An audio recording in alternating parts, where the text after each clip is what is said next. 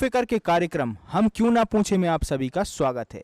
और आज हमारे मेहमान हैं दमोह जिले की एक ऐसी शख्सियत जिन्होंने अपने नाम के साथ साथ अपने काम की वजह से भी सुर्खियां बटोरी हैं।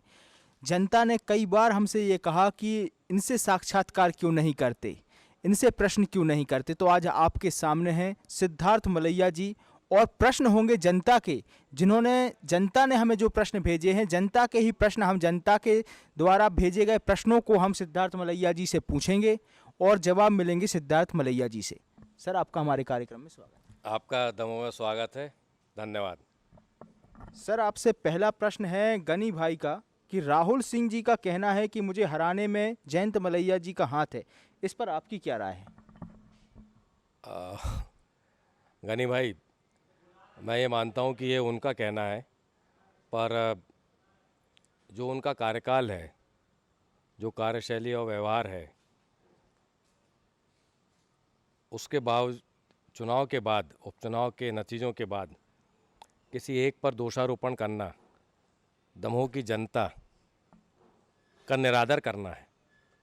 ये दमोह की जनता है, उन्होंने अपना निर्णय दिया, अपना वक्तव्य दिया, अपने हस्ताक्षर किए। किसी एक व्यक्ति के कारण कि उन्होंने हरा दिया, ये आप दमोह की जनता का अनादर कर रहे हैं। आपने पार्टी बदली, आपने अनादर किया। आपको इतने विश्वास से जनता ने चुन के भेजा, तो आपको बताना था कि आपने क्यों पार्टी बदली। आपको बताना था कि आपने क्या काम किया पिछले 18 महीनों में, अब उस समय जितना भी हुआ हो। पर आप उसको जनता का जनादेश न मान के किसी एक पर वो कर दें, तो दमोह की जनता, जयंत मलैया हो चाहे नरेंद्र मोदी, किसी एक के कहने से नहीं चलती, वो विश्वास से चलती है। आप जनता के जनादेश का निरादर कर रहे हैं। गनी भाई, इसमें और कुछ कहने को है नहीं, क्या कहें जी। अब इसके बाद दूसरा क्वेश्चन है रत्नेश मिश्रा जी का कि बीजेपी दो जातिगत गुटों में बटी नजर आती है, जबकि पार्टी कहती है कि सबका साथ सबका विकास। तो आपके अनुसार क्या है, जातिगत गुटों में या दो गुटों में बटी नजर आती है? नहीं, मुझे ऐसा नहीं लगता कि गुटों में बटी नज़र आती है। शायद उनका आशय रत्नेश जी का होगा कि दमोह में ऐसा लगता है। तो रत्नेश जी, ऐसा नहीं है। कई बार लोकल की परिस्थितियों में जहाँ पर एक या दो तीन जातियों का जहाँ ज़्यादा बहुमत होता है, तो उनके जाति से लोग जनप्रतिनिधि होते हैं और ऐसा दिखता है कि उस जाति का जातिगत राजनीति हो रही, पर ऐसा बिल्कुल नहीं है।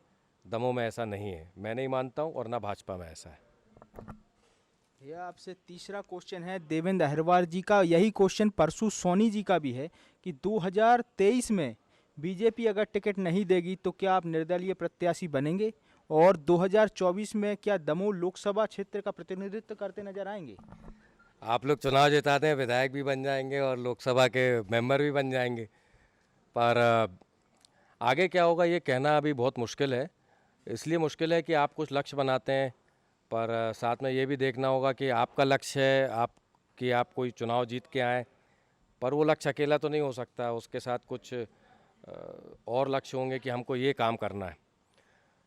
चुनाव लड़ना ही लक्ष्य नहीं है, तो जो लक्ष्य है उसकी तरफ बढ़ेंगे, और इसलिए चुनाव लड़ेंगे 2023 का या 24 का, ये अभी कहना कठिन है, क्योंकि उसके लिए बहुत समय है। आज का दिन जी लें, अभी जो लक्ष्य बनाए हैं वो पूरे कर लें। कुछ ऐसे कार्यक्रम हैं जो इस महीने भी और अगले महीने भी लेके चलना है, लोगों के बीच में जाना है मुझे, ख़ास तौर से जो गौपालक हैं और मेरे किसान भाई हैं उनके बीच में जाना है, और वो मेरे जीवन के लक्ष्य हैं, तो मेरे को वो पूरा करना है। अब उसके लिए चुनाव लड़ना ज़रूरी है या नहीं है, उस समय क्या परिस्थिति होगी देखेंगे आगे, अभी से नहीं कह सकते। ये आपसे जानना चाहेंगे कि इसमें अभिवक्ता सुरेश अहिरवार जी का क्वेश्चन है कि आपके परिवार पर राहुल सिंह जी और प्रहलाद पटेल जी ने खुलेआम विरोध किया और कई आक्षेप लगाए, तो आप भाजपा में वापसी कैसे करेंगे आप? उन्होंने आक्षेप लगाया, ये भाजपा पे वापसी करना, ये तो भारतीय जनता पार्टी को तय करना है कि उन्हें मुझे लेना है या नहीं, और जब वो तय कर लें तो उसके बाद मुझे तय करना है कि मुझे जाना है या नहीं। तो ये तो पार्टी को तय करना है, वो तय करेंगे। यानी ये प्रश्न का जवाब पार्टी देगी।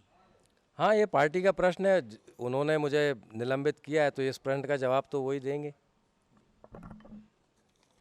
अब आपसे जानना चाहेंगे कि रोहित लोधी बसिया जी का क्वेश्चन है कि महाराजा छत्रसाल यूनिवर्सिटी जो दमोह में बननी थी वह छतरपुर कैसे पहुंच गई, एवं उस समय आपके पिताजी मंत्री थे तो उन्होंने आवाज़ बुलंद क्यों नहीं की।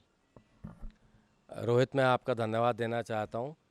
मैंने बहुत सारे मंचों से ये बात कही है, पर कुछ पूर्व जन्म के कर्म रहे होंगे कि वो बात चिपक सी गई है। फिर से एक बार दोहराना चाहता हूँ, पहले भी ये बात की है।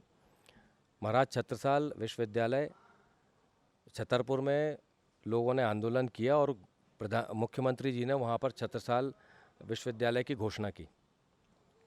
उसके बाद वो घोषणा करने के बाद जब हमने अखबार खोला, दमोह के लोगों ने, मैं भी और भी लोगों ने अखबार खोला और देखा कि वहाँ पर घोषणा हुई है, तब हम जागे और बहुत सारे जागरूक लोग जागे। घोषणा हो जाने के बाद तो उन्होंने कहा भैया आप इसके लिए कुछ करो। मुझे उनका साथ देना था तो हमने रैली ऑर्गेनाइज़ की, टाउन हॉल में मीटिंग की, जिसमें कुछ पत्रकार भी थे, महेंद्र जी भी थे, आज़म थे और विकी सेन, उन्होंने भी उसमें काफ़ी भूमिका निभाई, और भी साथी जो भारतीय जनता पार्टी और दूसरे भी अन्य साथी थे। हम सब लोगों ने मिलकर रैली निकाली, ज्ञापन दिया, पिताजी से मिले। आपकी जानकारी के लिए ये भी बताना चाहता हूँ कि मुख्यमंत्री जी घोषणा करके आए और उन्होंने तय कर लिया, पर आपके जनप्रतिनिधि, हमारे जनप्रतिनिधि के कारण वो 2.5 साल रुका रहा, क्योंकि हमारे जनप्रतिनिधि ने मुख्यमंत्री जी से कहा कि वहाँ केंद्र का कृषि विश्वविद्यालय आ रहा है और जब वहाँ एक विश्वविद्यालय आ रहा है तो ये आप हमको दे दीजिए। तो मुख्यमंत्री जी उसको 2-2.5 साल तक रोके रहे। जब वहाँ पर कृषि विश्वविद्यालय आने का मना हो गया, तब उनको वहाँ यहाँ पर छत्रसाल विश्वविद्यालय स्थापित हुआ।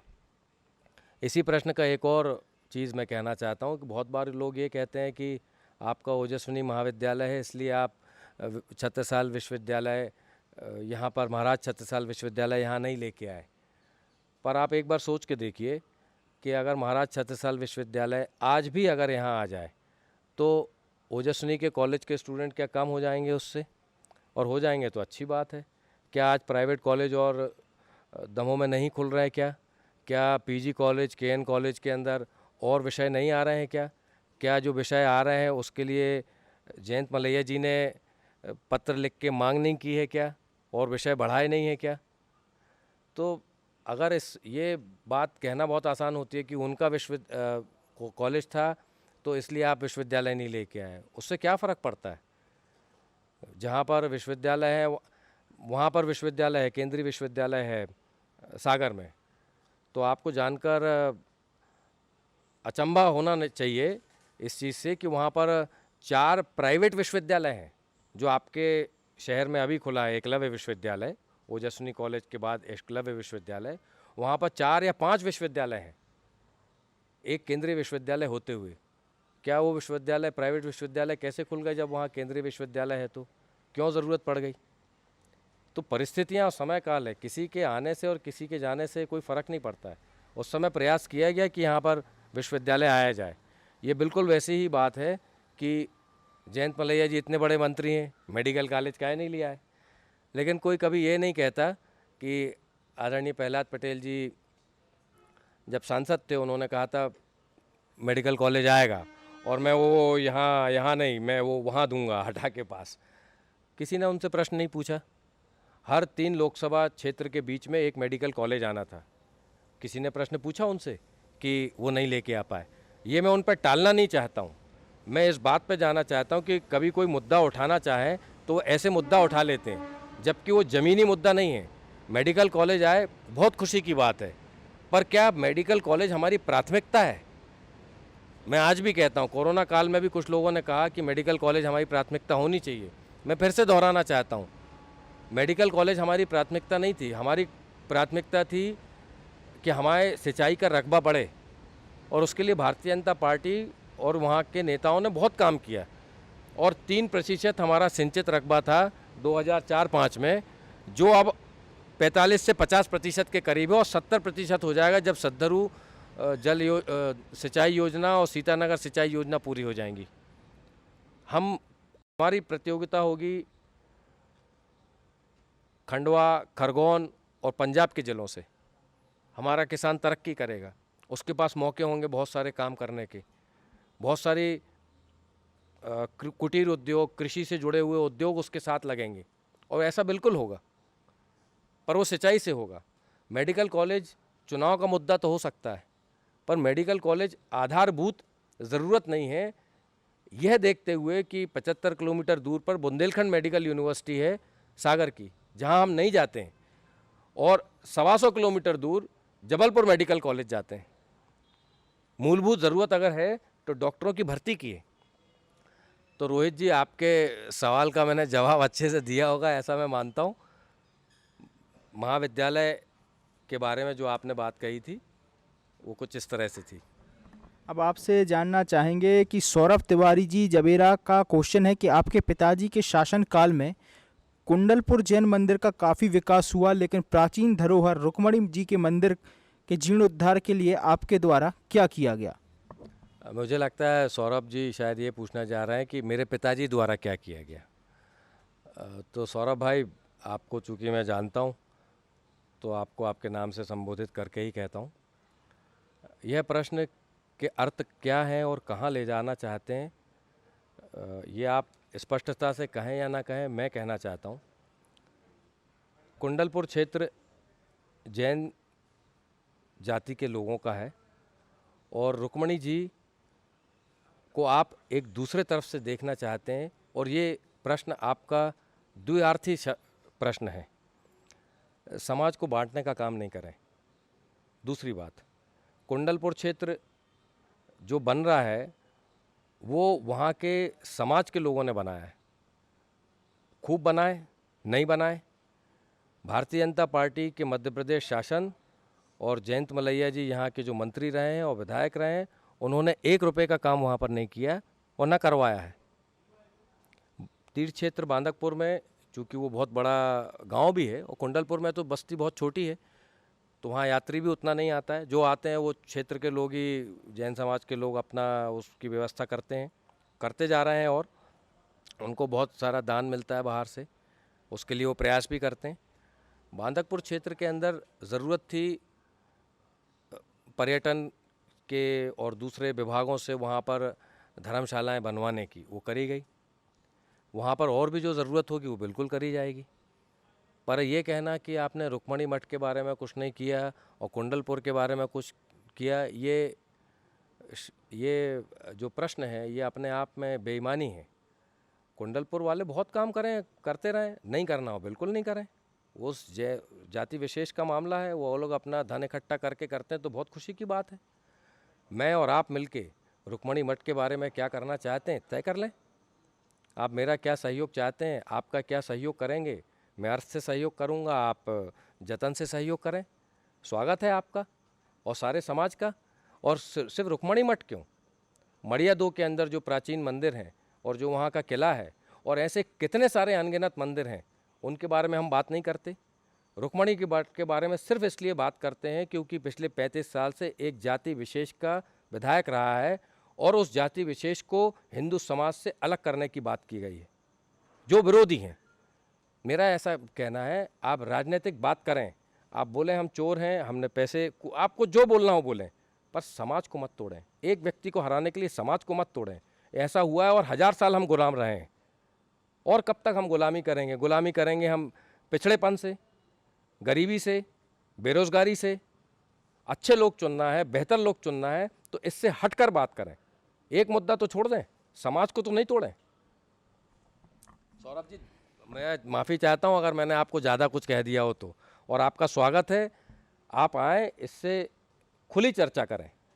पर जो इस प्रश्न के पीछे जो भूमिका है कि रुक्मणी माता जी को वहाँ से लेने आने की भूमिका, उसके पीछे लोगों को प्रश्न करने की भूमिका, उसके बारे, इसलिए मेरे को ये पूरी बातें कहना पड़ी। मेरा ऐसा आशा नहीं था कहने का, पर ये पूरी बातें इसलिए कहना पड़ी। भैया आपसे अब जानना चाहेंगे कि वीरेंद्र यादव जी गड़ाकोटा का क्वेश्चन है कि आपके पिता 35 वर्षों तक विधायक रहे और रहली विधानसभा के विधायक गोपाल भार्गव जी भी 40 वर्षों से विधायक रहे हैं, लेकिन गड़ाकोटा का जितना विकास हुआ है उतना दमोह का विकास नहीं हुआ है, इसका क्या कारण है? गड़ाकोटा का बहुत अच्छा विकास हुआ है। गड़ाकोटा की जनसंख्या दमोह से 1/4 है।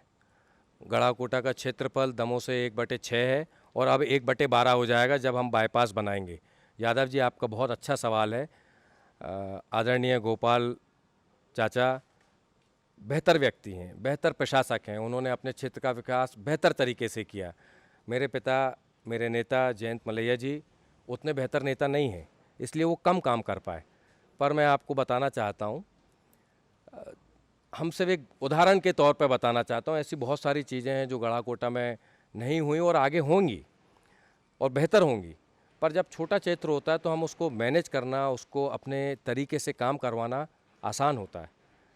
जब 27,000 की गड़ाकोटा की 28,000 की उनकी वोटर संख्या है, हमारी 1 लाख है और अब 1,30,000 हो जाएगी। हम बाईपास जब बनाते हैं, ओवरब्रिज बनाते हैं, सामुदायिक भवन बनाते हैं, सौंदर्यीकरण का काम करते हैं, तो बहुत सारी चीज़ें रह जाती हैं और मुझे लगता है शायद पिताजी का काम उनसे कमती रह गया सौंदर्यीकरण के बारे में। पर ठीक है, हम उनसे बहुत कुछ सीखने को है गड़ाकोटा से, और हम बेहतर करेंगे और एक दिन ज़रूर आएगा कि हमारा काम गड़ाकोटा से बेहतर होगा। आपका प्रश्न पूछने के लिए धन्यवाद।